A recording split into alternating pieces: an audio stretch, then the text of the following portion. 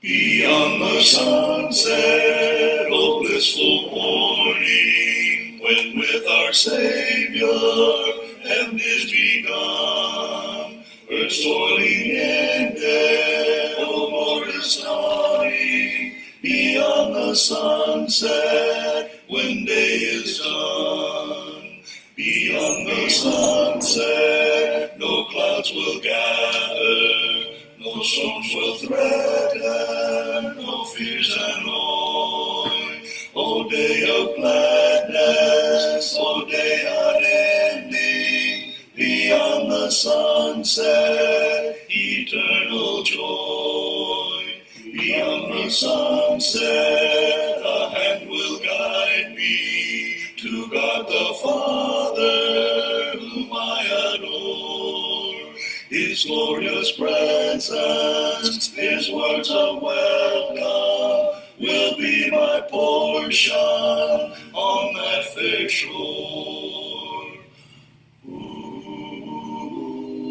Beyond the sunset, oh glad reunion with our dear loved ones who've gone before. In that fair homeland, we'll know no parting.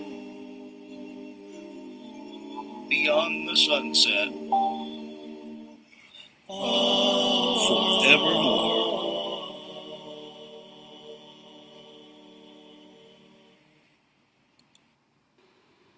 Magandang gabi mga kapatid. Ito po ang ating pangatlong Facebook Live sa linggong nito. Loobin po ng Panginoon sa susunod na linggo. Magsisimula po tayo ng Lunes, tapos Miyerkules, tapos po Friday. Ang sa Friday ay patungkol po sa unang aklat ni Pablo, unang sulat ni Pablo sa mga taga-Korinto. Yan ang ating Friday Facebook Live. Tapos yung Monday tsaka Wednesday ay topical preaching ang ating gagawin. The Lord willing. Yan po MWF. Kung magkakaroon po ng pagbabago, maging Tuesday, Wednesday, Friday, or whatsoever, basta tayo po yung magkakaroon ng 3 times a week na pangangaral sa Facebook Live. Noong pong pandemic, twice a day. Isa alas 4 at isa sa alas 8 ng gabi. Nakaraos po tayo doon dahil wala naman po tayong ginagawa. Yun ay quarantine. Maraming nakikinig kasi walang ginagawa, di ba? So napakagandang pagkakataon ng panahon na yun. Pero ngayon, nasa normal na po tayong pamumuhay. Huwag na mangyari na yung tinatawag na monkeypox ay maging pandemic din. Huwag sana po mga kapatid. Panalain natin, huwag kumalat po yung monkeypox na yun. Baka magkaroon naman po tayo ng malaking pagkasira ng ating pamumuhay katulad po ng pandemic. Ano po?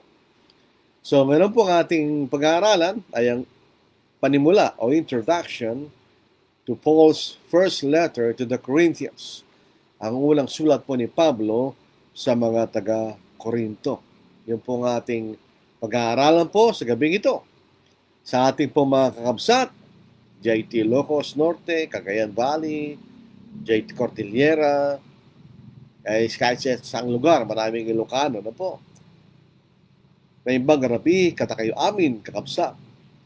Sa ating mga kaisoonan, mandami rin po na kalat sa buong Pilipinas, mayong gabi sa inyong tanan, mga igsoon. At sa ating po mga katugangan dyan sa Bicol Region. Ang gawain po sa Bicol Region ay matatagpuan po sa Camarines Norte, Camarines Sur, hindi ko po alam sa Albay, pero meron po sa Sorsogon, ano po. Yan po ang gawain po doon sa Bicol Region ay dahil po sa dalawang magigiting na mga kapatid na umalis po sa Metro Manila at pumunta po sa lugar ng Bicol Region. Yan po si kapatid na Jun Layusa at si kapatid na Larry Embenga. So sa kanila, batiin po natin, Diyos marahay na banggi sa Intugabos. At dito rin po sa Pangasinan, marami rin pong gawain dyan sa may Pangasinan. masanto siya labi, and si kayon, amin. At dyan po sa maliit na gawain sa Carabao Island, alos less than 20 lang po mga kapatid po dyan. Sa Isla de Carabao, o San Jose, Romblon, Isla de Carabao, wala namang Carabao.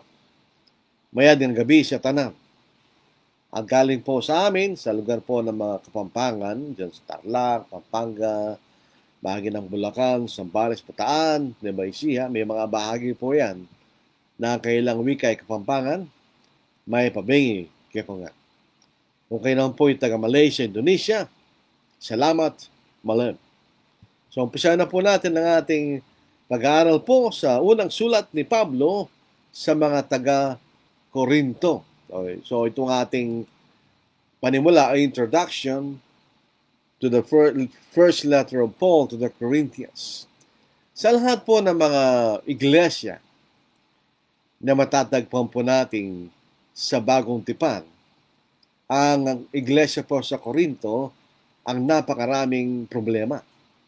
Of all the churches established by Apostle Paul, the church at Corinth experienced many problems. Dahil po problema ng iglesia sa Corinto. Kaya nga po ito sinulat ni Pablo para iwasto ang mga suliraning ito ayon sa kalooban ng Diyos.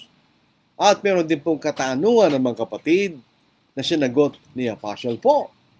At inikahit niya ang mga kapatid sa Corinto na manatiling matatag, hindi nakikilos, at palaging sumasagana sa gawain ng Panginoon. Yun po makikita natin sa buong aklat ni Pablo sa mga taga-Corinto. Ito po ay binubuo ng 16 na kabanata. So ang ating pong plano, tatapusin natin ng 16 na kabanata, ibig sabihin, 16 weeks nating pag-aaralan yon dahil every Friday lang po ang ating magiging pag-aaral sa aklat ng mga taga-Corinto. Kung inyo pong pupunta po kayo sa aming YouTube account, sa Angeles City Southside Church of Christ, meron po tayong YouTube account doon. Hindi naman po karamihan ng subscribers. So far, siguro mga 163 subscribers. Napakakunti lang po kumpara sa mga ibang YouTube account. Pero doon po, nandun lahat ang mga video ng lahat ng ating Facebook Live. Marami na po tayong aklat na natapos. Aklat ng Apokalipsis, aklat ng Hebreo, aklat ng sulat ni Pablo sa mga taga-Roma, at aklat po ni Isaiah. Yung pinatapos natin doon panahon po ng pandemic. So, sisikapin din po natin tapusin ang unang sulat ni Pablo sa mga taga-Corinto. Dahil sa naman pong pag-aaral na aklat, kailangan po nating bigyan ng introduction o panimula at yung background ng sulat, para makita natin konteksto ng sulat na ito. Bakit ito isinulat ni Apostle Paul? Yun ang ating titingnan. Number 1, sino ang mga tumanggap ng sulat na ito? Who are the recipients of the letter of Paul to the First Corinthians? Sino po ang tumanggap ng sulat na ito? Para kanino ang sulat na ito? To whom was the letter written to by Apostle Paul?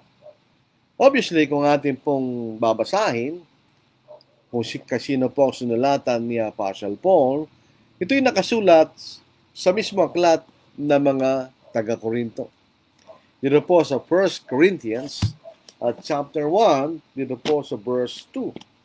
Kung meron po kayo mga Biblia, buksan po ninyo at sumunod po tayo sa ating pagbabasa ng babasahin natin sa sulat na ito ni Pablo. Dito sa 1 Corinthians, chapter 1, verse 2, sabi ni Apostle Paul, to the church of God, which is at Corinth, to those who are sanctified in Christ Jesus, called to be saints, with all in every place call on the name of Jesus Christ our Lord, both theirs and ours. Sa Tagalog, sa iglesia ng Diyos na nasa Corinto, sa mga ginawang banal kay Kristo Jesus, mga tinawag na banal. Yun ang sinulatan ni Apostle Paul to the church of God, which is at Corinth. Those who are being sanctified in Christ Jesus. Ano po ibig sabihin ni Apostle Paul? Ito yung mga Kristiyano. Itong sinulatan ni Apostle Paul ay mga Kristiyano na kaanib doon sa iglesia ng Diyos sa Corinth. Ito yung members of the church at Corinth. Makikita natin, sinabing sila'y who have been sanctified in Christ Jesus. Sabi sa Tagalog, ginawang banal kay Kristo Jesus, mga tinawag na banal. Isang magandang pundasyon sa pag-aaral ay tignan po natin ang kahulugan ng mga salita. Ano bang ibig sabihin ng sanctified? Ano bang ibig sabihin ng ginawang banal o tinawag na banal? Dahil meron pong tradisyon natin nakagisna na yung mga saints, ito po'y ginawa ng mga tao. Yung Roman Catholic Church, meron siyang ginagawang saints. Ito raw po yung mga tao na nabuhay na walang kasalanan at sila'y ginawang santo ng Roman Catholic Church. Pero hindi po yun ang ibig sabihin ng sanctified, called to be saints, ginawang banal, mga tinawag na banal. Ano bang ibig sabihin ng sanctified? Ang literal na kahulugan ng sanctified ay separated. Separated from sin. Pag tinawag tayong ginawang banal, tayo po'y hinihiwalay mula sa kasalanan. Ganyan. You are separated from sin. Sa paanong paraan? Sa pamagitan ng ating Panginoong Jesucristo. You are separated from sin through the Lord Jesus Christ. So tayo ginawang banal. Hiniwalay sa kasalanan sa pamagitan ni Kristo Jesus. Ito ang sinasabing ipinanalangin ng ating Panginoon sa John chapter 17, verse 17. Sanctify them with your truth. Your word is truth. Pakabadali mo sila sa iyong katotohanan. Ang salita mo'y katotohanan. Ibig sabihin ng sanctified, hiwalay mo sila sa kasalanan sa pamagitan ng katotohanan. So, sinasabing sanctified, we are separated from sin. Ang ibig sabihin, tayo pinatawad ng Diyos sa ating mga kasalanan.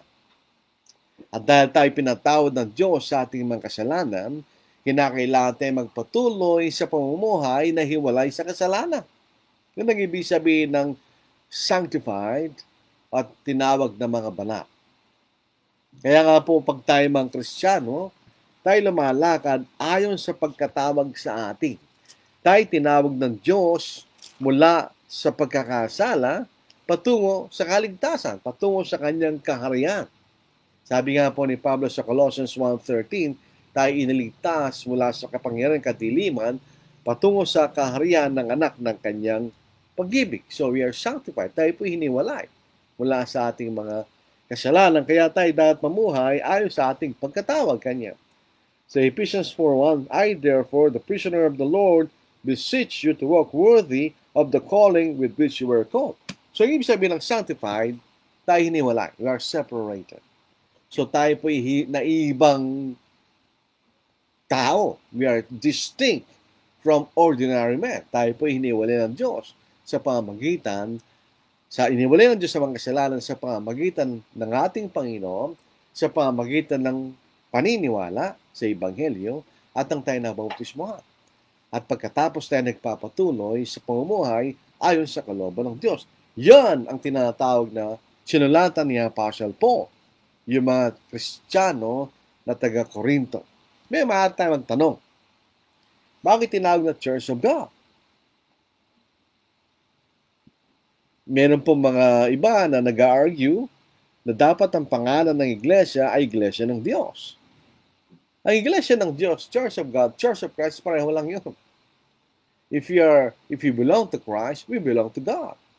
Di ba sabi ng Panginoon, ang lahat ng pag-aari ng Ama ay pag-aari rin ng ating Panginoon.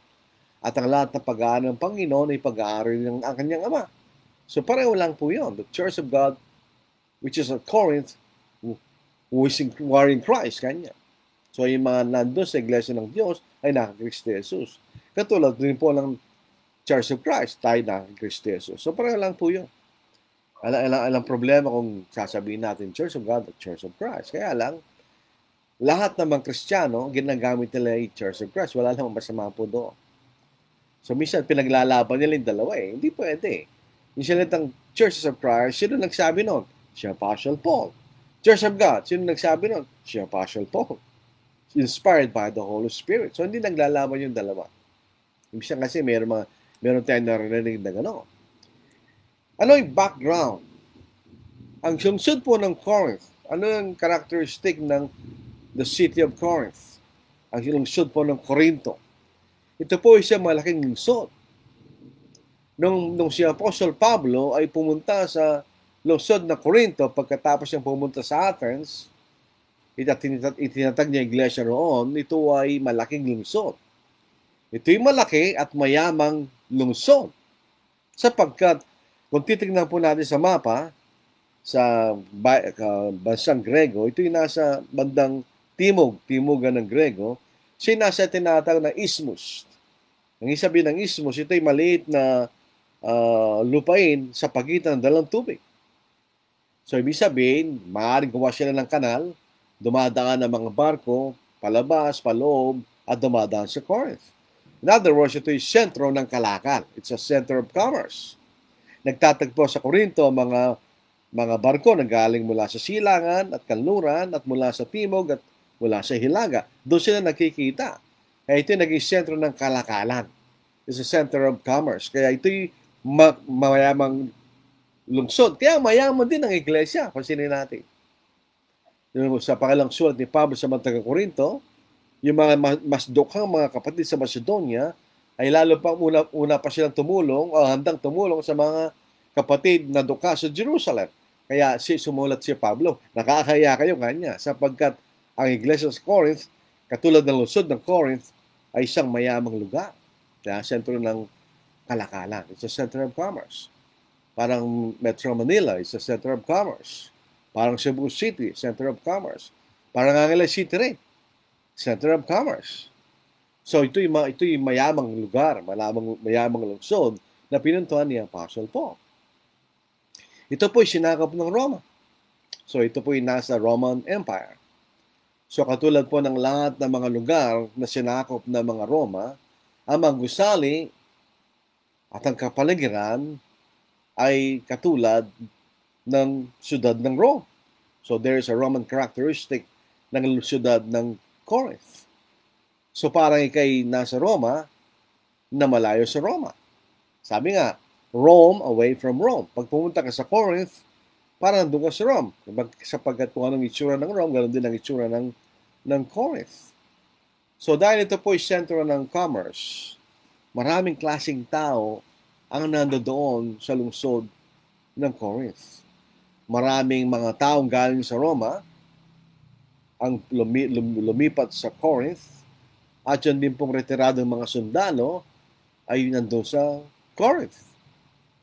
Makikita rin po natin maraming pagkakataon na yung mga Hudyo ay pinalayas mula sa Roma at pupunta sila sa Corinth. Dito po sa niresearch ko po mga kapatid, sabi rito, nagkaroon ng mga kaguluhan ang mga Hudyo ay pinalayas mula sa Roma noong 139 BC, muli noong 19 AD, at sa panahon ng paghahari ni Claudius Caesar. Si Claudius Caesar ay naging emperor ng Rome mula 41 to 54 AD. So, ibig sabihin, may pagkakataon din sa panahon ni Claudius Caesar na pinalayas ang mga Hudyo mula sa Rome. Tuloy po natin. Gayunpaman, hindi nagtagal ay pinahintulutan silang bumalik at magpatuloy sa kanilang independenteng pag-iral sa ilalim ng batas ng Roma. Pero pinabalik sila sa Rome. Ang isang halimbawa po rito na pinalayas mula sa Rome ay sina Priscilla at si Aquila.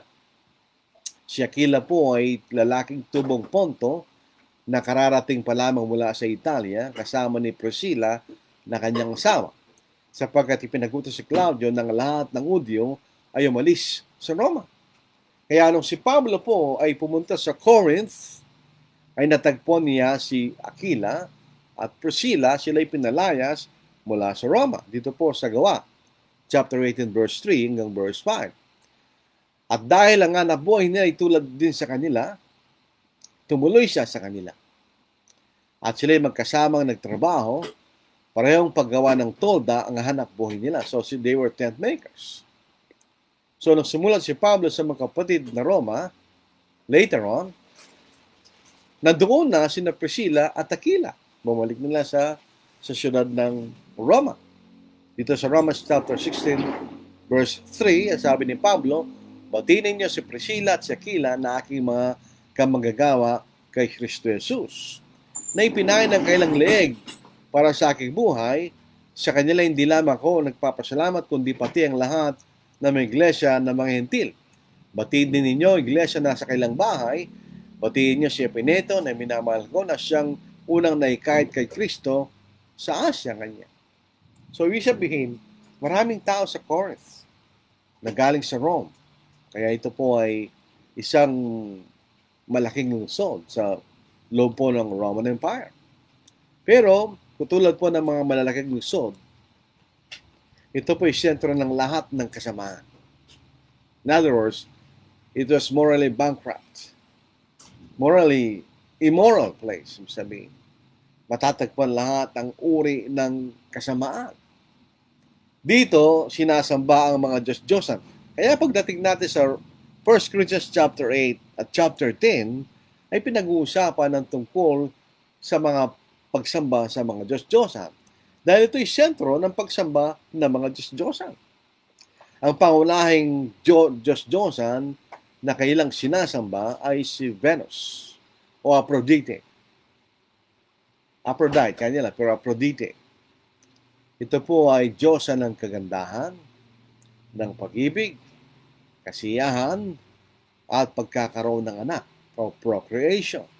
Yan ang Diyos-Diyosan nila. Pagdating sa kagandahan, pag-ibig, kasiyahan, at pagkakaroon ng anak, ang Diyos-Diyosan nila ay si Venus. At merong malaking templo doon. Ang sabi nga po rito, doon sa lumang lungsod, yung pong, nung pumunta si Pablo sa lungsod ng Corinth, ito'y bagong syudad na. Yung dating lungsod ay giniba. Ito po'y nasira noong 146 BC at muling itinayo ni Julius Caesar noong 46 BC. May nagtala sa kasaysayan na doon ay isang templo na alay kay Venus na may 1,000 patutot na tumutulong sa mga sumasamba. There were 1,000 prostitutes. Kaya nga ang mga templo ng mga Diyos-Diyosan ay templo rin ng prostitution. Dahil may mga patutot doon. Kaya ang Corinto po ay sagisag ng prostitusyon. Sa panahon na doon si Pablo ay pumunta. Kaya nga po nang sumulat si Pablo sa ika-6 na kabanata, no sa talata yung 9 hanggang sa 11, pinanggit doon ang dating pamumuhay na pinanggalingan ng mga Kristiyano. In other words, ang Corinth ay sentro ng kasalanan. Walang pagkakaiba po sa lungsod na aking tinitirhan. Ang Angeles City, ito po ay sentro rin ng prostitusyon.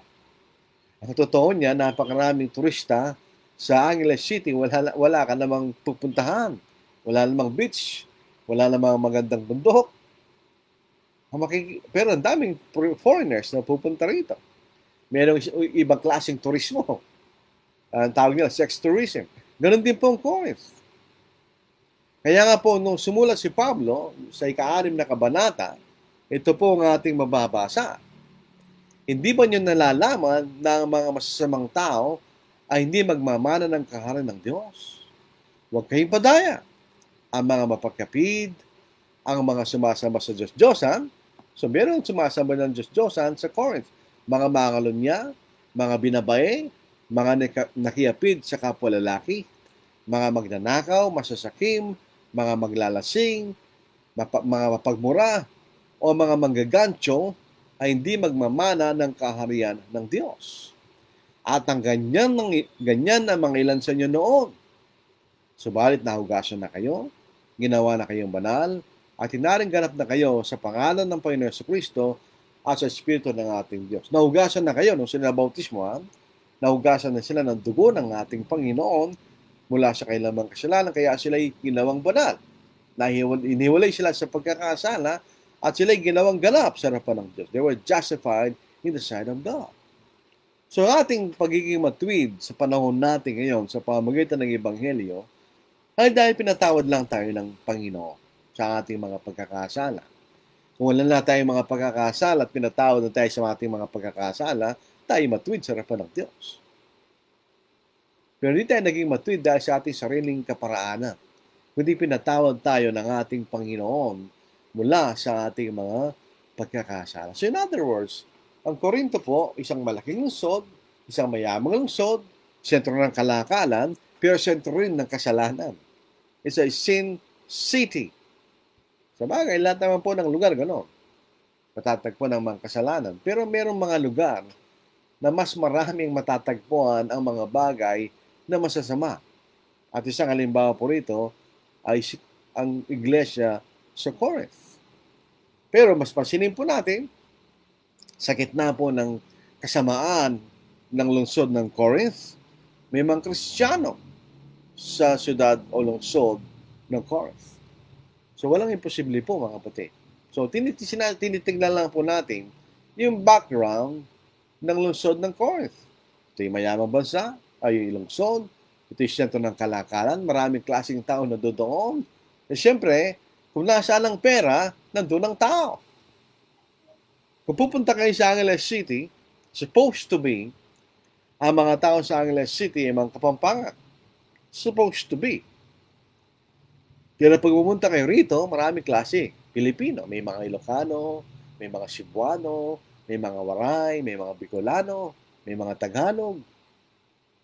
Dahil dito, mayroon maraming pera dito. Ito yung sentro ng kalakal din. So kung nasaan ang pera, doon pupunta yung mga tao. Natural lang po yun. So dahil napakayaman ng lungsod ng Corinth, maraming pagkakataon, nakikita mga tao doon. So napakaraming tao ando doon sa lungsod ng Corinth. So yun ang larawan ng lungsod ng Corinth. Punta naman po tayo sa iglesia sa Corinth. Ano naman ang characteristic na iglesia sa Corinth? Sino nagsimula? Lahat po ng local churches ay may nagsimula. Kaya lang ang pagkakaiba natin, sa mga denomination, tayo nagsisimula, ang itinuturo natin ay ang aral ng ating Panginoon. Ang mga denomination, ang tinuturo nila ay aral ng kailang founder. Diba? Kung Baptist Church na pinag-uusapan, ang itinuturo po nila yung aral ni John Smythe. Hindi ang aral ng ating Panginoon. Pero yung mga gospel preacher, ang tinuturo nila ay yung ebanghelyo ng ating Panginoon. So, iglesia po sa Corinth, ang nagsimula po rito ay si Apostle Paul sa kanyang ikalawang paglalakbay. So yun ang paglalakbay, si Pablo at si Barnabas, pumunta sila sa Asia Minor. Doon sila umikot. Tapos umalik sila sa Antioch. Tapos muli sila naglakbay sa pangalawang pagkakataon. Dito po sa Acts chapter 18, makikita natin si Pablo ay nakarating sa lugar ng Corinth. Siya nakarating roon na nag-iisa. Wala siyang kasama. Dati kasama niya si Timoteo at si Silas, pero sila ay naiwan sa Macedonia. So nag-iisang pumunta si Pablo sa Corinth. Babasahin po natin. Pagkatapos ng mga bagay na ito, umalis si Pablo sa Atenas at pumunta sa Corinto. Wala siyang kasama. Siya ay nag-iisa. Alam po ninyo, psychologically, mas maganda kung meron kang kasama. Lalo na sa nagsisimula po ang pangangaral ng Ebanghelyo. Hindi ba alam kung matatag ng iglesia at meron namang elders, pero sa pagkakataon na sila nagsisimula pa lamang, mas maganda na meron siyang kasama. Lalo na hindi naman taga Corinto si Apostle Paul. Kaya nga po, pag binasa natin ang pangalawang kabanata at ikatlong talata, mapapasin natin ganitong sabi ni Apostol Pablo. Ako'y nakasama ninyo na may kahinaan, takot at lubhang panginginig. Hindi natin masisisi si Apostol Paul. Siya'y pumunta sa isang lugar ng makasalanan na maraming Hudyo. Ang mga Hudyo ay palaging kaaway ni Apostol Paul. Saan sa makarating, siya po'y tinutuligsa at inaaway ng mga Hudyo. At siya nag-iisa. Kaya nang pumunta siya roon, sabi niya, ako'y nakasama ninyo na may kahinaan, takot at lubhang panginginigay. So si Pablo isang taong katulad natin. Nararamdaman din natin yun. Pag pinapangaral po natin ng Ebanghelyo, mga kapatid. Nung siya nakarating sa Corinto, doon niya natagpuan ang mag-asawang si Aquila at si Priscilla. At sabi nga natin kanina, sila'y parehong ang kanilang hanap buhay. Ayun po ang paggawa ng mga tolda, tent makers. Kaya nga po sa Amerika, kapag ang isang preacher ay nagtatrabaho secularly, ang sabi nila, I am a tent maker. In other words, I work secularly at the same time preach the gospel. Yung ibang mga tao gusto maging mangaral, kaya lang nila gusto maging mangaral para magkaroon lang sila ng hanap buhay. They can get support. Hindi Kuminsan, you have to work with your hands in order to preach. Yun po yung ginagawa ng maraming mga tao. Okay, ginawa ko po yun nung ako'y binata. Okay, nangangaral. At the same time, I work secularly. Dahil meron naman pinag-aralan. So you can use that to support your preaching. Di ba? No, in other words, kuminsan naman, ikaw ay merong support. Very good. Kung gano'n ang pagkakataon. So, nung nagsisimula si Apostle Paul sa Corinth, at wala pang iglesia roon, definitely, wala siyang aasahan. Kaya siya nagtrabaho sa kanyang mga kamay. Di ba? Yun po sa Gawa chapter 8 and verse 2. Natagpuan niya roon ng isang Hudyo ng pangalan ay Aquila, isang lalaking tubong Ponto, nakararating pa lamang mula sa Italia kasama ni Priscilla na kanyang asawa. Sapagkat ipinagutos ni Claudio ng lahat ng Hudyo ay umalis sa Roma. At dahil ang hanap buhay nila ay tulad din sa kanila, tumuloy siya sa kanila at sila ay magkasama nagtrabaho. Parehong paggawa ng tolda ang hanap buhay nila. So, most probably by necessary inference, si Aquila at Priscilla ay mga Kristiyano na. Wala tayong nabasang sila na bautismuhan sa lugar ng Corinth. So sila mga Kristiyano na sila nakasama ni Apostle Paul sa pagsisimula ng pangaral ng Ebanghelyo sa Corinto dahil sila may parehong hanap buhay. Makikita natin. So anong kaugalian ni Pablo? Pansinin po ninyo ang preparation ng Diyos sa pangangaral ng Ebanghelyo. Tandaan po natin, nagsimula ito sa kaharian ng Babylon, di ba? At ang kapalit ng Babylon ay ang Medo-Persian Empire. At pagkatapos ang Greek Empire at pagkatapos ang Roman Empire. Alam po niyo yung dalawang huli, yung Grecian Empire at yung Roman Empire ay ginamit ng Diyos sa paghahanda ng Ebanghelyo sa panong paraan. Ang Grecian Empire sa panguna po ni Alexander the Great, ikinalat ni Alexander the Great ang kultura ng mga Grego sa buong sanglibutan. At least yung known world sa panahon na yan. At so, ang naging universal language ay Greek. Katulad sa panahon natin ngayon, ang universal language ay English. Noon ay Greek. So lahat ng dako, ang salita nila ay Greek. So may isang pangkalatang wika, di ba? At ang mga Romano, sila po ay expert engineers. Sila po gawa ng maraming mga kamanghamanghang mga struktura. Halimbawa, sila gumawa po ng daanan ng sa aqueduct by gravity mula sa isang lugar patungo sa Rome. Hanggang ngayon ay gumagana pa rin yun. Wala siyang makina, wala siyang motor. By gravity, nagdadala siya ng tubig. Yun ang Roman aqueduct kanya. At sila gumawa ng napakarami mga daan. Kaya doon sa panahon ng Roman Empire, nagsimula ang Ebanghelyo. Dahil mas madaling paglalakbay sa iba't ibang lugar. Nakita niyo ang karunungan ng Diyos. At nung naging alipin sa Babylonia, ang mga Hudyo, hindi lahat ay bumalik. So may mga nitirang mga Hudyo sa iba't ibang lugar sa sanglibutan. At yun ang naging lugar na nagsisimula ang pangangaral ng Ebanghelyo. So yun ang karunungan ng Diyos, di ba? Parang hindi natin Hindi natin pinapansin yun. Pero pag pinag-aaralan natin ang Biblia, hindi mo maaaring hindi pansinin nyo. Nandoon ang karunungan ng Diyos. Inihanda niya ang lahat bago dumating ang ating Panginoon. So, makita natin, pagpatuloy po natin ng ating pag-aaral, ang usual practice ni Apostle Paul, siya pupunta sa mga sinagoga. Alala po natin, yung iglesia sa Pilipos, pinuntahan niya yung mga Hudyo sa kanilang sinagoga. Ngayon din po rito sa pagkakataon na ito, siya pumunta sa sinagoga at doon ay nangaral siya ng Ebanghelyo. Pero dito po sa Corinth, hindi siya tinanggap.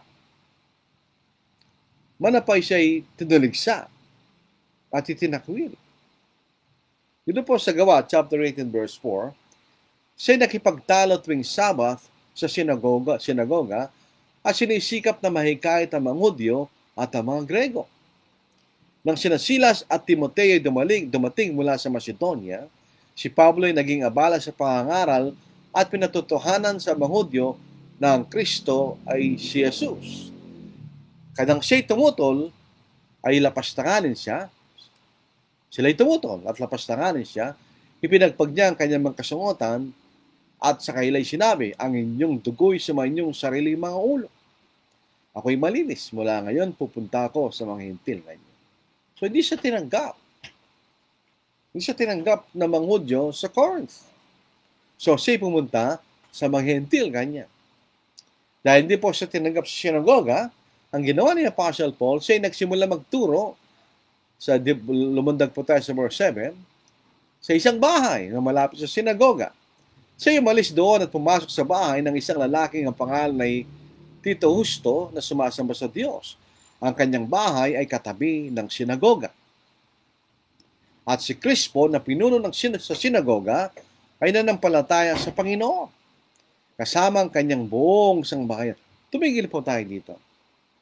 Si Crispo ay pinuno ng sinagoga. In other words, pag siya naging Kristiyano, hindi na siya pwedeng pumunta sa sinagoga. Di ba? Tingnan niyo ang klaseng taong ito. Kung gano'ng kanyang pananampalataya. Kaya niyang iwanan ng isang bagay na mataas na katungkulan para sumunod sa Panginoon. At si Crispo ang pinuno ng sinagoga ay nanampalataya sa Panginoon kasama ang kanyang buong sangbahayan. Kapag ang isang kongregasyon ay binubuo ng isa-isang tao lang, hindi magtatagal yung kongregasyon na yun. Pero pag ang kongregasyon ay binubuo ng mga sangbahayan, mga pamilya, ang kongregasyon ay magtatagal. Tandaan po niyo yun. Pag nagsisimula tayo ng pangalan ng Ebanghelyo, ang maganda tayo makakonverte ng sangbahayan. Magiging stable ang gawain kapag kagano. So, sangbahayan. Kasama kanyang sangbahayan, kanya. Marami sa mga taga-Korinto dahil sa pakikinig kay Pablo ay nanampalataya at nabautismohan. So itong simula ng iglesia sa Corinth. Pansinin niyo, siya Priscilla at Aquila at si Apostle Paul. Later on, dumating si Silas at Timoteo at nagsimula ang gawain ng Panginoon sa lugar po ng Corinth. Later on, nagsulatan niyang sulat na ito sa 1 Corinthians chapter 1 verse 14, binanggit niya si Crispo at si Gayo kanya. Ako'y nagpapasalamat sa Diyos na hindi ko binautismo ng sino man sa inyo maliban kay Crispo at kay Gayo. Ito po sa 1 Corinthians chapter 1 verse 14. Sa susunod na Friday ay ating matutunghayan. So tingnan nyo ang simula ng iglesia sa Corinth, di ba? Madali ba ang magsimula ng gawain? Hindi. Si Pablo ba hindi nahirapan? Nahirapan si Apostle Paul.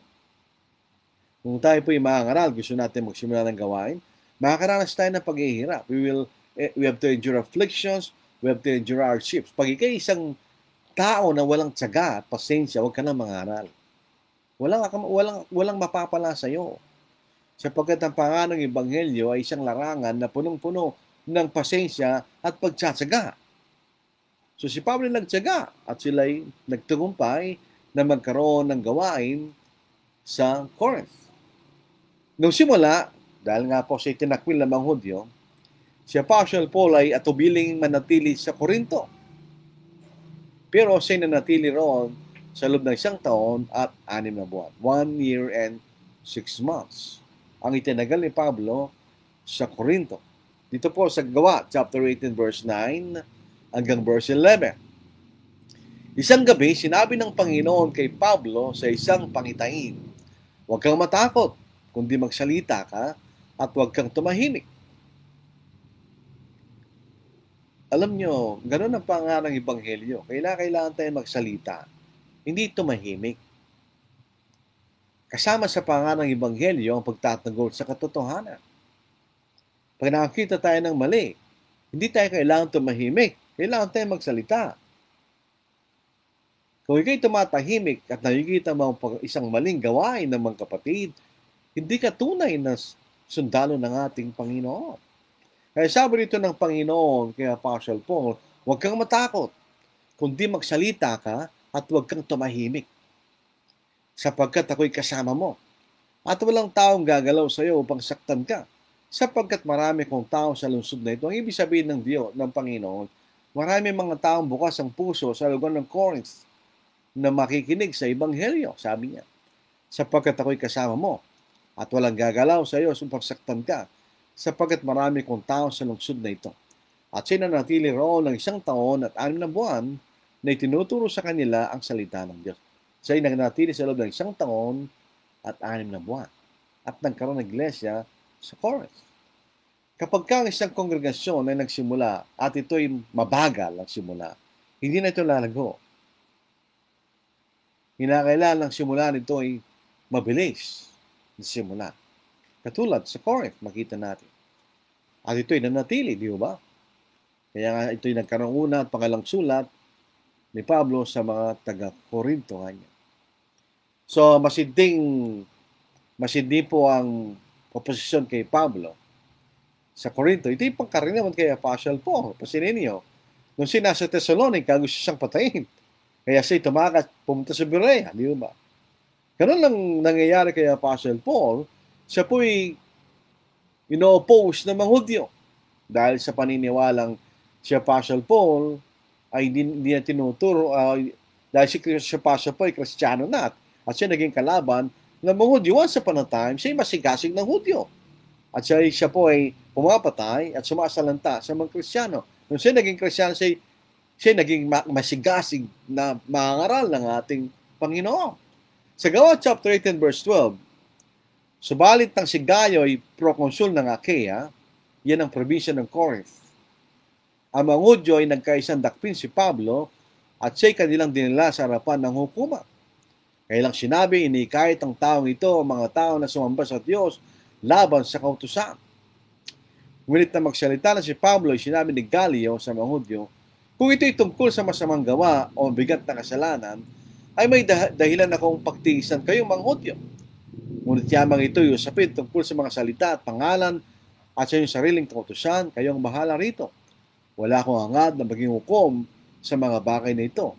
At sila'y pinaalis niya sa hukuman. Ano nangyari? Sa verse 17, sinunggaban nilang lahat si Sostenes, ang pinuno ng sinagoga, at siya'y binugbog sa harapan ng hukuman, ngunit hindi pinansin ng Gallio mga bagay na ito. Ngunit si Pablo ay nanatili pa ng ilang araw, at pagkatapos ay nagpaalam na sa mga kapatid, at buot do'y naglakbay patungo sa Syria, nakasama niya sina Priscilla at Aquila. Inahit niya ang kanyang buhok sa Cenchrea sapagkat siya'y may panata. So siya umalis sa Corinto. Eventually, siya umalis sa Corinth. At dito nagsisimula ang problema. Pagkalis ni Pablo sa Corinth, doon na nagkaroon ng maraming mga problema, nagkaroon ng pagkabahagi, at itong dahilan bakit sumulat si Pablo sa mga taga-Korinto upang ayusin niya ang mga bagay na ito. At meron siyang planong pumunta. Makikita na sa pangalang sulat niya sa mga taga-Korinto, siya planong pumunta sa Korinto. Maaari pang lubos ang ayusin ang problema sa Corinth na hindi naayos, ilang mga bagay na hindi naayos sa kanyang unang sulat. So punta tayo sa isang katanungan. Sino nagsulat? Sino nagsulat? Alam niyo, sa ating mga sulat, na hindi na uso ngayon. Ano po? Nung tayo sumusulat pa yung tinatawag na snail mail, meron tayong pangalan kung saan ng sinong sumula. At meron pangalan kung sinong sinusulatan. Ngayon din naman ang sulat ni Pablo sa mga taga-Korinto. Sinabi niya kung sino siya na nagsulat sa mga kapatid na taga-Korinto. Kung hindi siya magpapakilala, hindi pa sinusulat, di ba? Katulad na kung tayo susulat na walang pangalan na nagpadala, magtataka yung tatanggap. Sino kaya ito nagpadala na ito? Kaya pinangalanan niya ang kanyang sarili. Dito sa 1 Corinthians chapter 1, verse 1, si Pablo, na tinawag upang maging apostol ni Jesucristo sa pamamagitan ng kalooban ng Diyos at si Sostenes na ating kapatid. Pasinin po ninyo, ang salitang apostol ay generic.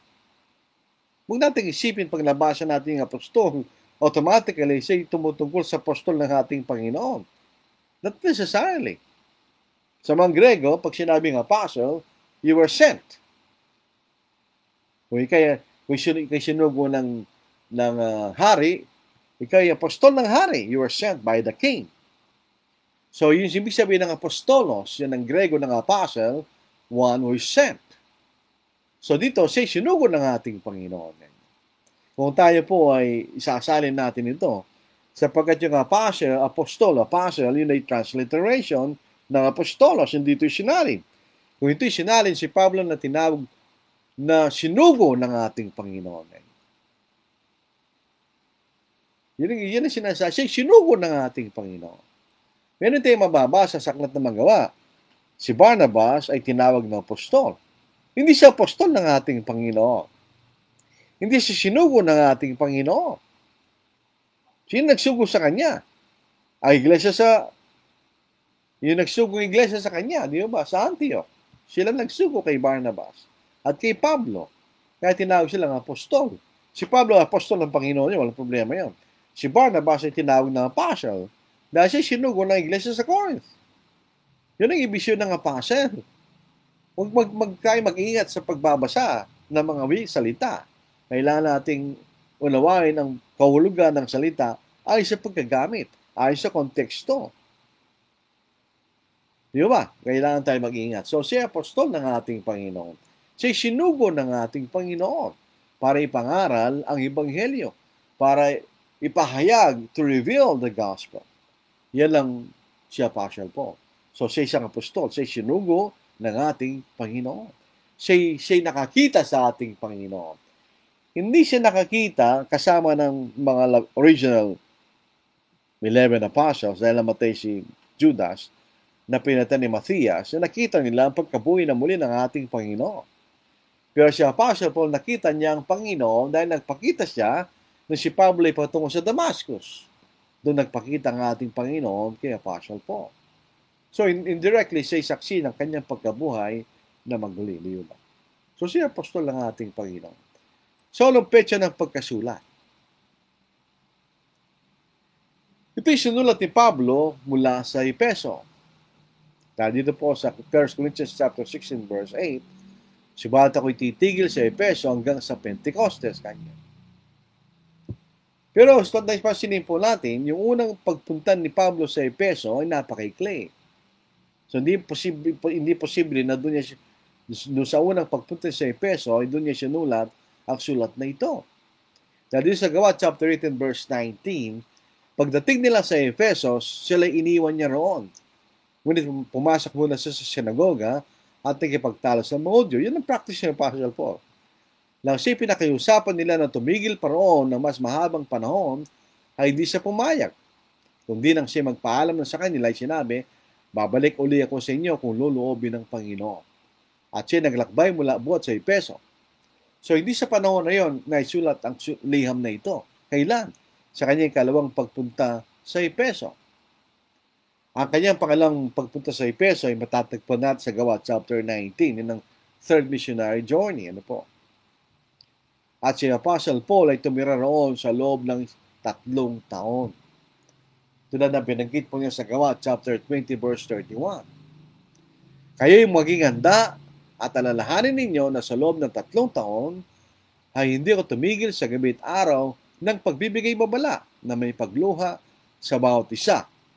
So, nung panahon na yon, naisulat niya, ang unang sulat niya sa mga taga-Corinto, approximately 57 AD. Yun ang pagkasulat niya unang sulat niya sa Corinto. Yung pangalang sulat niya, 2 Corinthians, na sinulat niya after 1 year, so sinulat niya 58 AD. Di ba? So, anong layunin ng sulat na ito? Siyempre, lahat po ng sulat ay may layunin. Anong layunin nito? Tulad ng binanggit natin sa unang bahagi ng ating pag-aaral, ay nagkaroon ng mga suliranin sa iglesia ng Corinto pagkaalis ni Apostle Paul. Nagkaroon sila ng mga suliranin doon. Paano yun nalaman? Kahit naman po sa panahon natin ngayon, paano natin nalalaman ang suliranin sa ibang lugar? May nagbabalita, di ba? May nagbabalita. Nababalitaan natin. Minsan nababalitaan natin na isang iglesia ganitong ginagawa niya. Babalitaan natin sa mga kapatid. Ganon din kay Apostle Paul. Siya nasa Efeso. So paano niya nalaman ang problema sa Corinto? Napakalayo ng lugar na yon. Ang Efeso po ay nasa Asia. At ang kasalukuyang bansa ng Asia Minor ay ang Turkey. At yung Corinth ay nasa Greece. So, ito po ay pinaghihiwalay ng tinatawag nating Aegean Sea. Aegean Sea, yan ang pagitan ng Greece at ng Turkey. So, malayo yun. Hindi kailangan po magbarko. Kung dadaan ka sa dagat, huwag kayong maglalakbay sa lupa. Dadaan ka sa Macedonia para makarating ka sa Achaia o sa lugar ng Corinth. So, paano nyo nalaman? May nagsulat sa kanya. Sa 1 Corinthians chapter 1, verse 11, sapagkat iniulat sa akin na mga kasamahan ni Chloe ang tungkol sa inyo, na sa inyo may mga pagtatalo-talo, mga kapatid ko niya. So kung tayo po ay nagkakaroon ng problema ng isang congregation, hindi po yan unique. Kahit itong Iglesia sa Corinth, sila nagkaroon ng problema, di ba? Nagkakaroon sila ng pagtatalo-talo kanya. At ganoon din po sa 1 Corinthians 15 verse 12. Kapag binabasa natin ang 15 kapitulo, kabanata ng unang sulat ni Pablo sa Corinth, kailangan natin tignan yung context. Ano yung context doon? So, yung buong kabanata na yon ay patungkol lahat sa pagkabuhay na maguli. Ang unang bahagi, sinasabi ni Pablo, may nakakita kanya na si Kristo na buhay na maguli. So, mayroong pagkabuhay na maguli. Yan ang unang argumento ni Pablo. Ngayon, kung walang pagkabuhay na maguli kanya, patay pa kayo sa inyong mga kasalanan. At ang aming pangangaral, walang kabuluhan, ganyan. Sa verse 12, yan ang konteksto niya. Sabi rito ni Pablo, but kung si Kristo ay pinangangaral na binuhay mula sa mga patay, paano ang ilan sa inyo ay nagsasabi na walang pagkabuhay na muli sa mga patay, ganyan? So may nagulat din sa kanya. Kaya nalalaman niya kung ano nangyayari sa mga iglesia na nasa Corinth. Bakit si Pablo sinusulatan nila? Obviously, dahil siya nagsimula doon sa gawain na yon at siya'y kilala ng mga kapatid. Siya'y pinagkakatiwalaan ng mga kapatid. So, ang tagumpay ng isang kongregasyon ay kung nagtitiwala sa mga kapatid, kay mapagkakatiwalaan. Kasi may mga Kristiyano, hindi mapagkakatiwalaan. So, yung mga kaluklasing tao, hindi maaaring maging matagumpay sa pangaral ng Ebanghelyo. Dahil magdudulot lang sila ng problema.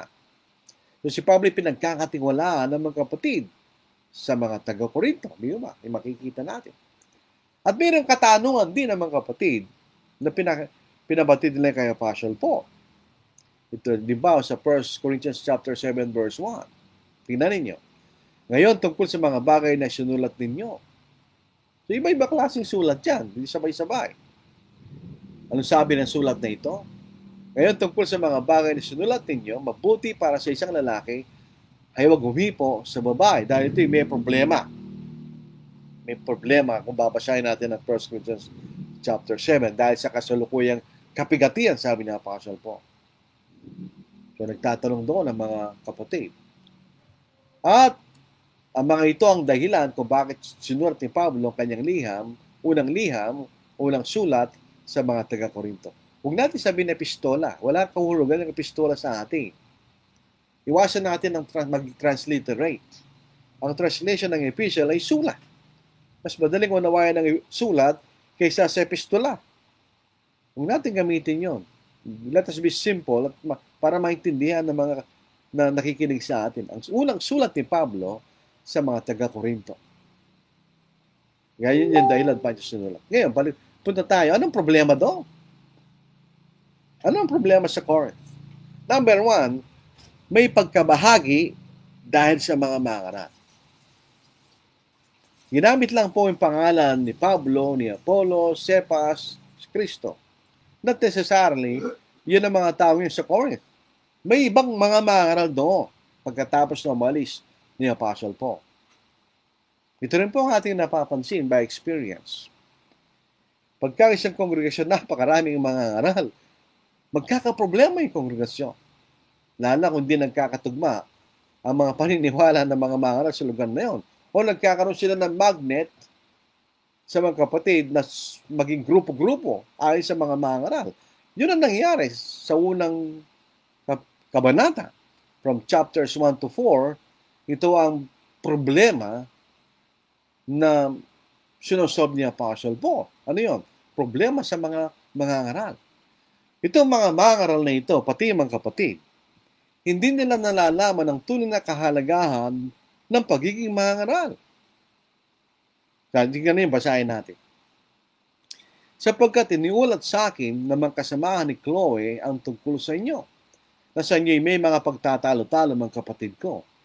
Ang ibig ko sabihin ay bawat isa sa inyo nagsasabi, ako'y kay Pablo, ako'y kay Apollos, ako'y kay Cephas, ako naman kay Kristo.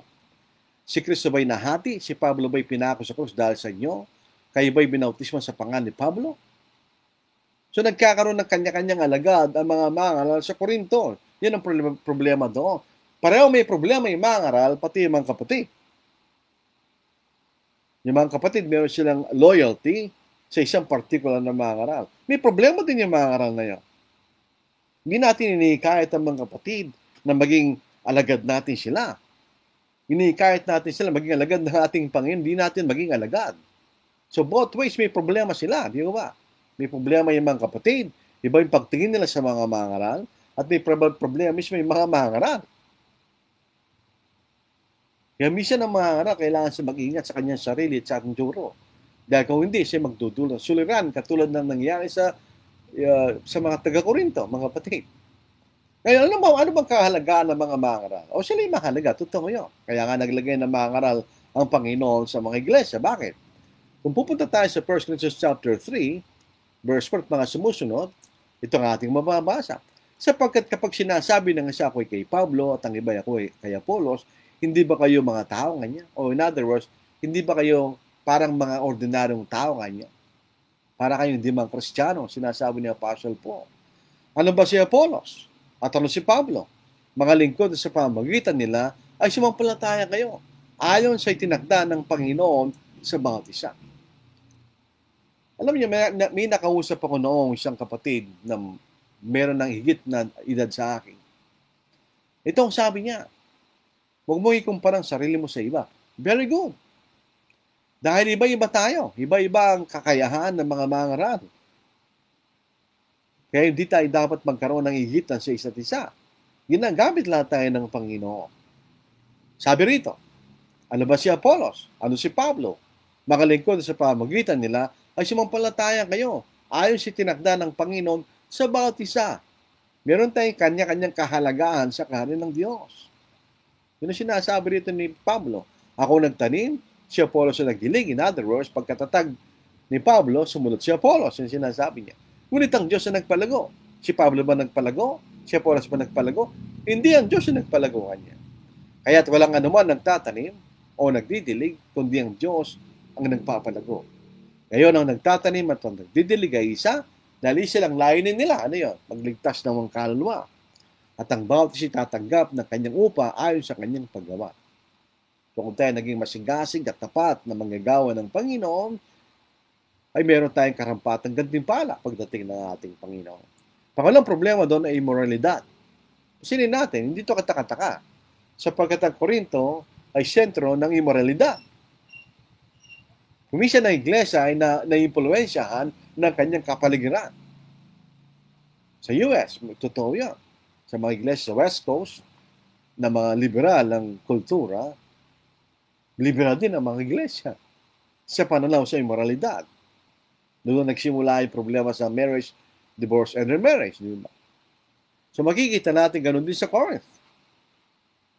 May sentro ng immoralidad. Kaya hindi kataka-taka na may mga nangyayari din ganun sa loob ng iglesia. Dito sa 1 Corinthians chapter 5 verse 1, mayroong pakikapit. Na itong pakikapit na ito ay hindi man nakita niya sa mga hentil. Sayin po natin. Sa katunayan ay nababalita na may pakikapit sa inyo. At ang ganyang pakikapit ay wala kahit sa mga pagano. Sapagkat ang isang lalaki ay nakikipisan sa asawa ng kanyang ama. Hindi naman siguro niya yan ang kanyang ina. Pero maaaring itong pangalawang asawa ng kanyang ama. So ito'y sumisiping sa asawa ng kanyang ama. At kayo'y nagmalaki pa, so walang ginawa mga taga-Korinto. Hindi ba dapat kayong malumbay upang maalis sa gitna ninyong gumagawa nito kanya? So mayroong problema ng immoralidad, may problema din ng mga kapatid. Dapat disiplinahin nila yung kapatid na nagkakasala ng ganung klaseng immoralidad, pero wala silang ginawa kanya. Sa ika-6 na kabanata, ito yung pag-ahabla ng mga kapatid laban sa isa't isa. So sila'y pupunta sa korte at naghahablahan sa isa't isa. Nagdidimandahan sila. Ito yung ika-6 na kabanata at yun ang dahilan bakit nasisira ang pangalan ng iglesia. Siyempre, pare-pare mga Kristiyano, tapos nandun kayo sa korte. Tapos ang hukom ay siyang hentil. Ano lang sasabihin nila sa iglesia ng Panginoon? Di ba? Dito nga po sa ika-6 na kabanata, sa ika-4 at ika-6 na talata, kung kayo ay mayroong usapin tungkol sa mga bagay ng buhay na ito, itinalagaban ninyong hukom ang mga taong maliit lamang ang pagkakilala ng iglesia kanya. Sinasabi ko ito pang mapahiya kayo. Wala bang kahit isamang tao sa inyo na marunong na may kayang magpasya sa kanyang mga kapatid? Kundi nga siyang kapatid na nagdidemanda lamang sa kapatid. At ito'y sa harapan ng mga hindi mananampalataya kanya. So yung mga hukom, hindi Kristiyano, tapos yung mga Kristiyano nag-aablahan. Di ba nasira ang pangalan ng iglesia kanya? So yung 7 kabanata, ito yung mga katanungan sa pag-aasawa. Kailangan ba mag-asawa sa gitna ng pagkakaroon po ng problema, kapigatihan sa lugar ng Corinth? Hindi sinabi sa atin kung ano yung kapigatihan. Pero obviously, ito'y kapigatihan na nagiging mas mahirap ang magkaroon ng asawa. Kaya sabi ni Pablo, mabuti pa na huwag kayong humipo ng babae kanya sa mga lalaki. May problema rin sa mga kapatid na may mga asawa hindi sumasampalataya. At halimbawa rin po, mga babaeng bao na gusto mag-asawa muli. So ito yung sinagot ni Apostle Paul sa 7 kabanata. Bagamat hindi problema yon, pero siya na nagtatanong. Sa 9 na kabanata, ito yung pagtatagol ni Pablo sa kanyang sarili bilang apostol. Hindi ito actually, bakit niya sinabi yung support sa kabanata na yon? Dahil yung mga taga-Korinto at yung ibang mga kapatid, hindi sila naniniwalang siya apostol. Bakit? Sapagkat di siya tumatanggap ng support. Kaya yun ang pagtatagol niya. Meron kaming karapatan kanya ng support. At sinabi niya ang dahilan, bakit ang isang mangaral kailangan siya tumanggap ng support. Pero hindi ko ginamit ang bagay nito kanya. So meron siyang karapatan, pero niya ginamit. So pinapaliwanag niya. Ako'y apostol, kahit hindi ko tumatanggap ng upa kanya. At ito'y karapatan ng bawat nangangaral ng Ebanghelyo. Pero hindi ko ginamit ang karapatang ito kanya. Sa pangalawang sulat ni Pablo sa mga taga-Korinto, sa kalabisang kabanata, sinabi ni Pablo ang dahilan bakit hindi siya tumanggap ng upa sa Korinto. At hindi mo space natin yan. Pag-aralan po natin yan sa pangalawang Korinto o pagdating natin sa ikasyam na kabanata ng sulat na ito sa mga taga-Korinto. At doon sa 8 kabanata at lundag ka sa 10 kabanata, Ito yung mga bagay na kalayaan na gawin ng mga Kristiyano. Ito yung mga bagay na hindi kasalanan sa kanilang sarili. Ipininiwag ni Pablo kung anong kasalanan, anong klaseng kasalanan na may kaugnayan sa Diyos-Diyosan. Yun bang ikay bibili ng mga pagkain na natira sa pagsampa sa Diyos-Diyosan at ipinagbibili sa palengke kanya? Yung ba'y kasalanan? O yung kasalanan ikay uupo mismo sa templo ng mga Diyos-Diyosan habang sila yung sumasamba at ikay nakikikain sa lubang templo kanya? So yun ang sinagot ni Pablo sa 8 at 10 kabanata. Sa 11 kabanata, ang unang bahagi ay patungkol sa mga propetang babae. Pansinin natin, ang kaloob ng propesiya, yun lamang ang may babae at lalaki. Pansinin niyo. Si Felipe ay may mga nadalaga na mga propeta. The Acts chapter 21, verse 9. So dito, ano ang dapat gawin ng mga propetang babae pag ginagawa nila kanilang gawain bilang propeta at sila pa rin nagpapailalim sa kapamahalaan ng mga kalalakihan kanya? Hindi kayo magtakip kanya. At yung sa pangalang bahagi ay tungkol sa problema sa paggawa ng Lord's Supper. May mga kapatid na ginagawa ng ordinaryong kainan ang Lord's Supper kanya. So yun ang 11. 12 hanggang 14, ito'y patungkol sa mga kaloob ng Espiritu Santo. Ano ang kahalagahan? Bakit ibinigay ang mga kaloob? Dapat magkaroon ng igitan sa iba't ibang uri ng kaloob na ibinigay sa iba't ibang mga Kristiyano. Yun ang sinagot ni Apostle Paul. At doon sa chapter 15, ay tungkol sa resurrection. Pinatunayan ni Apostle Paul na totoo may pagkabuhay na maguli. Dahil kung walang pagkabuhay na maguli, tayo pinakakawawa sa lahat ng nilalang. Tayo po ay nagtimpi na huwag gawin ang mga bagay na nating masama. Pagkatapos wala pa tayong tatanggapin ng gantimpala. Dahil hindi tayo mabuhay na maguli, sabi ni Apostle Paul. At ipininiwalag niya ang proseso. Pagdating ng Panginoon, tayo magkaroon ng pagbabago ng ating katawan na nararapat sa kaharian sa langit.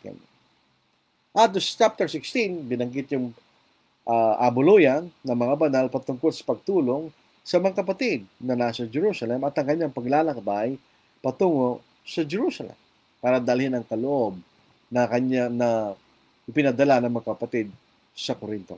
So, yun ang makikita nating introduction ng sulat na ito. Bakit mahalaga yan? Pag nagkaroon tayo ng ganitong survey at introduction, mas maging madali ang ating pag-aaral sa isang aklat sa Biblia. Huwag tayo lumundag kaagad. Huwag. Kailangan nating malaman ang background at context ng sulat na yun. At magiging madali ang pag-aaral natin pagka ganun ang ating ginawa. So sa susunod na Friday, the Lord willing, pag-aaralan po natin ang unang kabanata ng sulat ni Pablo sa mga taga-Corinto, mga kapatid. So maraming salamat sa inyong pakikinig. Sana ito'y naging mabunga ang ating panimula ng ating pag-aaral sa unang sulat ni Pablo sa mga taga-Corinto. The first letter of Apostle Paul to the church at Corinth. Ito ang ating introduction at background ng liham na ito ni Apostle Paul. So maraming salamat po sa inyong matyagang pakikinig. Alam niyo, mahirap ang turo na maklat sa Biblia. Kailangan nating magawa ito interesting sa mga nakikinig para sila magkaroon ng interest na pag-aaral sa salita ng Diyos. May isang kapatid, ang pangalan mo ay si Jim Potterbo, na ako'y binata pa, hindi ko pa alam yung tinuturo niyang one covenant ng panahon na yun. Ako'y binata pa, siguro mga 19, 20 years old. Ako'y nagtatanong sa kanya dahil pumunta siya sa Angeles. Minsan lang siya pumunta roon. Ang tinanong ko siya, paano mo lalabanan ng mga maling ara? Ang dami niyan, kako. Sabi niya, huwag kang mag-alala. Pag-aralan mo ang Biblia mo, kanya. Lahat ng kasagutan sa maling aral ay nasa Biblia kanya. Dahil nalalaman na ng Diyos, bago pa niya isinugo ang ating Panginoon, kung ano magiging mga bulang turo na gagawin ng mga tao kanya. At ito'y may lahat ng kasagutan sa loob ng banal na kasulatan. Nung narinig ko sa kanya yun, parang hindi ko naniniwala. Pero 62 years old na ako sa December, At ako'y noon ay 20 years old. So, 42 years ago, totoong sinabi niya. If you know your Bible, you can answer every false doctrine. Maraming salamat po sa inyong matyagang pakikinig, mga kapatid. Batiin mo po natin ng mga nandito. Si Gillian Lale, good evening. Alam po ninyo, meron tayong suki sa ating pag-aaral na ito. Ano po? May mga suki po tayo. Ilan lang, pero may suki tayo. Halimbawa, si Brother Lenito Torreliza, ito'y matagal ko nang kakilala, kaibigan na may tuturing at kay kapatid at kamanggagawa ng Ebanghelyo. Nung ako'y binata pa noon, mga 19 years old, 20 years old, nakikita kami sa Baguio City palagi sa tahanan ni Brother Andrew Gawe dahil palagi may lectureship ng mga Amerikano noon. Hindi kami pumunta roon para maging malapit sa kano. Hindi. Pumunta kami roon para mag-aaral ng salita ng Diyos. Wala sa isip namin ng support na yan. Wala sa isip namin yan. Alala ko, binata ko, no? At meron akong trabaho. Makita ko, marami kong natutunan doon. Kami dalawa ni Brother Nito, kami yung napupuyat sa kwentuhan at pag-aaral ng mga napakinggan namin. At marami kami natutunan. Hanggang sa pinalayo na kami ng pagkakataon dahil sa gawain sa Ebanghelyo, alas wala ng lectureship sa Baguio noon. Ang mga pinaka last yatang lectureship doon na yung dumating si na Brother Kenneth Mars at Jim McDonald. Pagkatapos wala na. Dahil umalis na si Brother Andrew Graff, pumunta ng US. So itong palagi kasama po si Romeo Torreliza. Meron pong magandang kwento rito eh. Noong nandun kami sa Baguio 1994, ako po yung nataasan na mag-song leader kinabukasan. Kaya ako kinakabahan. Siyempre, mag-song leader ka, may mga Amerikano doon. Hindi ako nakatulog. Minimemorize ko yung mga awit sa aking ulo kung anong aking ililid sa kinabukasan. Dalawa lang naman ang nilid ko eh. Pero habang ako'y nakagising, meron akong narinig na tatlong nag-i-snore. Isa doon, si Brother yung namatay, si taga La Union. Taga San Fernando, ano po. Alimutan ko yun ang pangalan. Si Brother Bert, na estasyon. Katabi niya si Brother Nito at si Brother Romeo Torreliza. Sila mas matanda sa akin. Sila nag-i-snore. Pero para silang orkestra niya. Nauna muna si Brother Bert. Susundan si ni Brother Nito. At susundan ni Brother Romeo. Hindi ako nakatulog ng gabi niyo. Pero kinabukasan, nakaraos naman ako sa song leading. So, hindi ko makalimutan talaga yan. Si Brother John Bautista, ito po ang ating matalik na kaibigan at kamanggagawa sa ating Panginoon. Ito po ang magiting na tagapangaraw sa Bruners Village, Cabanatuan City. Ito po si Jocelyn Valiente. Ito po hindi taga Pampanga po ito eh. Taga Ilocos something. At pumunta po siya rito sa lugar ng Angeles. Good evening po. El Gabriel po sa Lungang. Good evening. Ida Villamin. Good evening, Brother Lord Salong. Alam ko po, taga Mindanao po ang kapatid na ito. Noel Tanyalas. Good evening po. Taga Dasmariñas. Magiting na mga sa Dasmariñas. Cirilo Sumabal. Ito po ay isang matandang kapatid. At siya po ang natira pagkatapos ng namatay si Brother Juanito Escuadra. Siya lang ang naiwan doon para magpatuloy sa gawain kasama ng kanyang mga anak at yung isang anak ni Brother Juanito Escuadra. Sana po ay makabalik kami ron sa lugar ng Leyte. Oljano Campo, taga Dubai. Good evening po. Roberto Marasigan, sa kanyang tahanan po ginagawa ang pagsamba sa may Calamba, Laguna. Bilmar Jmar, taga Sapang Palay po ito. Good evening po. Jonathan Gonzalez, maayong gabi, soon watching from home. So ito'y taga Mindanao, palagay ko. Ronnie, magandang gabi po. Ito'y taga Camarines Norte. Rupert, gandang gabi po. Taga Angeles po ito. Maraming salamat po sa inyong pagbati. Consider the lilies of the field. How they grow. Consider the lilies of the field. How they grow. They toil not, they toil not, they toil not, they toil not, they They toil not, neither do they spin. They toil not, they toil not, they toil not, they toil not, they toil not, neither do they spin. And yet I say unto you, and yet I say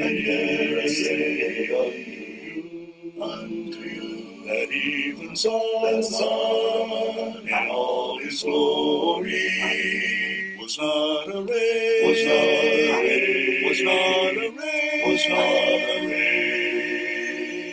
like one of these, like one of these. And yet I say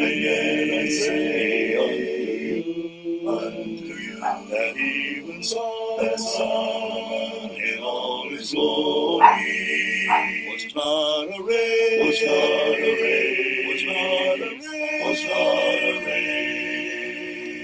like one of these, like one of these.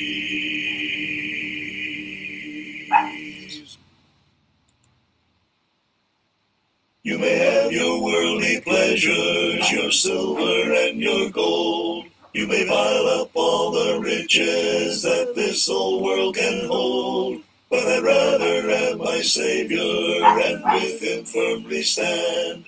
For I want to be ready to meet him in the glory land. I want to be ready to meet him by and by.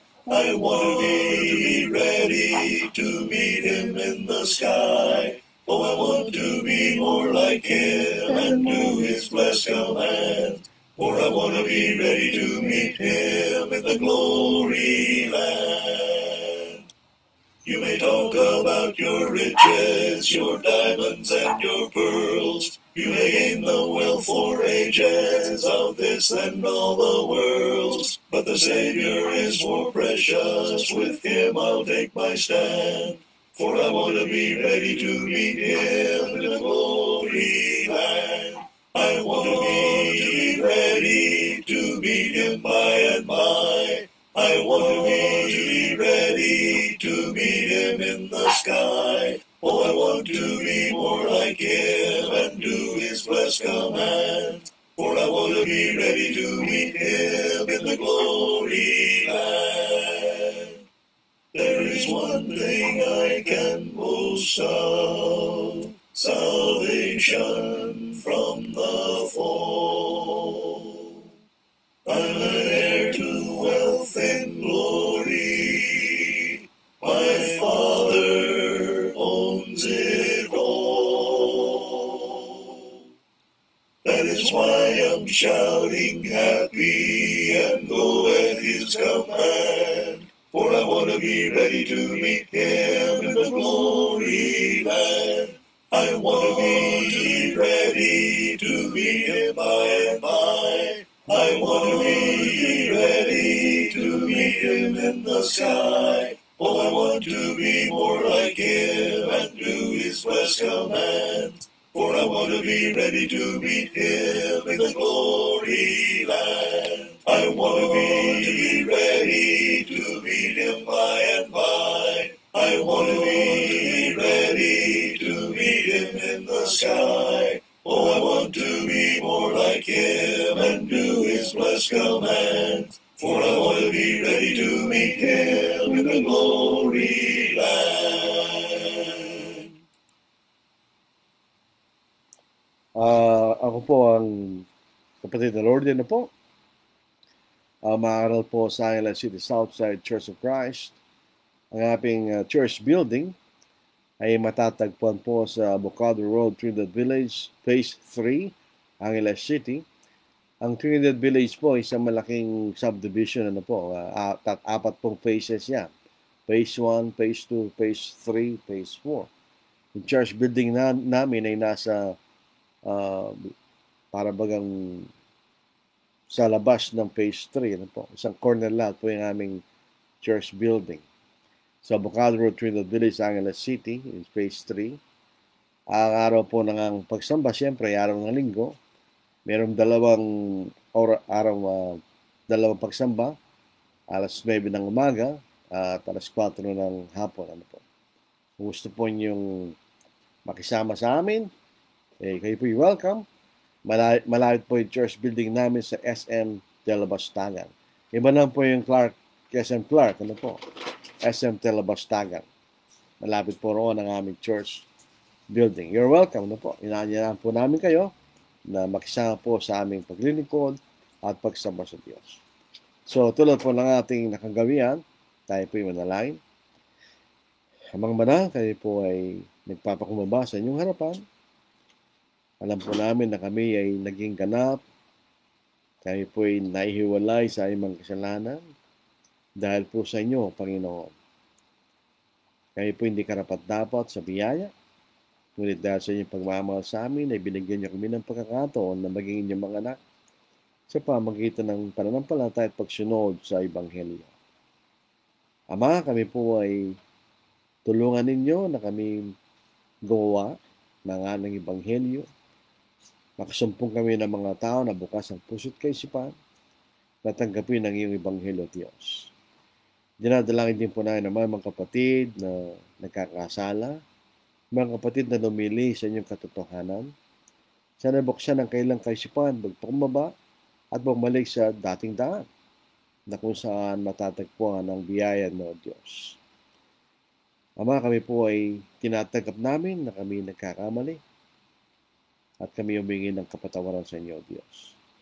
Tulungan niyo kaming lahat ng mga mangaral sa iyong kaharian na kami maging masipag, masigasig, at kami rin po sana ibigyan niyo ng pagtsatsagang pag-aralan namin ang inyong salita, O Diyos, para may pakilala lang namin ang katotohanan at katotohanan lamang. Dinadalangin din po namin ang aming mga namamahala sa pamahalaan na sana sila'y maging marunong upang manatili ang aming bansa sa katiwasan kapayapaan, upang kami makapagpatuloy ng paglilingkod at pagsamba sa inyo sa buong katiwasayan at kapayapaan. Sana itulot niyo, Ama, na magpatuloy pong gawain ito ng pangalan sa loob sa internet, Facebook Live, upang tayo po ay makatulong sa mga taong nakikinig. At ang mga bagay ito ay manghihingi, dakilang Panginoon Kristo. Amen. Tayo po ay pasalamat po. God bless. Take care.